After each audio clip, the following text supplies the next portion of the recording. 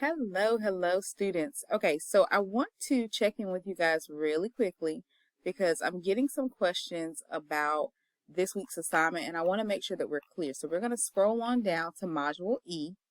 And you have a couple things that are due, and I know it may feel like a lot, but I promise you, if you pace yourself and started on Monday to get these things done, you will be fine. The question that I'm getting from pretty much from everyone, first and foremost, is E7, E8. Now, I do want to make sure that we're clear on this, okay? E8, you're just marking it as reviewed. That's it, but you're reading the instructions for the literary analysis essay. So you do need to read it, obviously, because it's a precursor to the other things that you're doing, okay?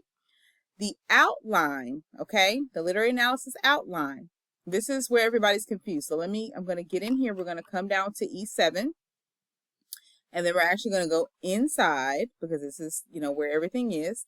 And I want to make sure we're clear because there's two different links and students have asked. Now, I don't mind if you use either template, okay? They're both just really, really good templates. I can tell you which one my favorite is, and it's because I created it, but you can use, the regular outline structure information that it gives you, and as long as it's an actual outline, I am fine with that, okay? So let's pull it up. So this is the outline structure for the literary analysis essay, but this is the template. So you'll see up here, it says outline structure for the literary analysis essay template, okay?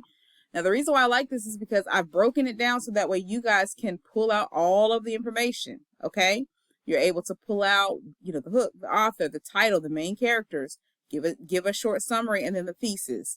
Then for your paragraph 2, and then again, obviously you're not writing paragraphs at this point, so please make sure that you are not submitting an essay for this outline. You should only be giving me bullet points of information that's going to basically show, okay, this is what I'm going to write about, okay? So for paragraph 2, you're going to start, working on a claim here. And then again, so you're just kind of following along and just doing everything. I tried to highlight everything so you can know. Now I'm going to actually side by side this thing because I want to make sure that you guys understand kind of what's happening, because in the actual other information, and we're going to make this small. Here we go. All right. So in the outline, or this is kind of just the information, right? It is talking about asking you the different questions. First and foremost, are you writing about Rappaccini's Daughter or The Yellow Wallpaper? Both favorite stories of mine, or both. And then obviously making sure that you have all these pieces. So the reason why it's better to use this, because this is an actual outline template, okay? I do want to see the Roman numerals. I want to see the lettering. I want to see all these things because that is an actual official outline, okay? Now, let's say you're missing some of the information. As long as you have the most important information for this outline, then that's going to be key, okay?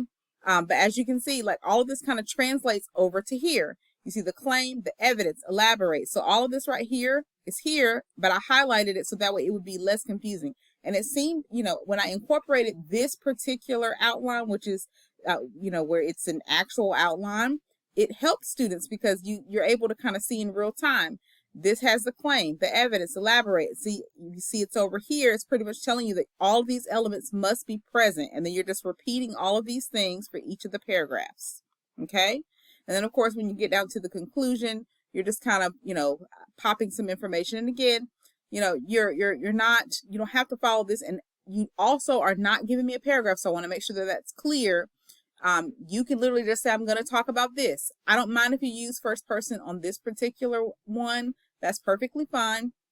And just remember, obviously, you're just giving me bullet points, so you can kind of delete out each of these parts, or you can leave it if that helps you, and you can just put a semicolon there. That'll be fine.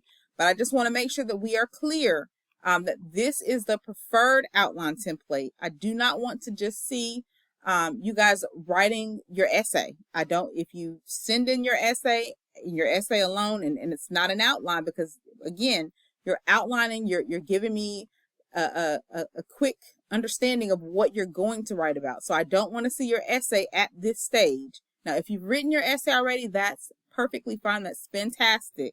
But at this stage, the only thing that you're going to submit is the outline. Okay. Now, I hope I was able to kind of clear that up for you guys. For the literary analysis outline. Again, try to use this template. Make sure you're filling in all of the information. And then, of course, just remember that you're kind of transferring this information over here, right? Because that's pretty much, it's all the same. It's just this is a little more elaborate, okay? So I hope I was able to answer your question with this. But if you have more questions, please, please, please do not hesitate to let me know, okay? All right. Have a great rest of your evening.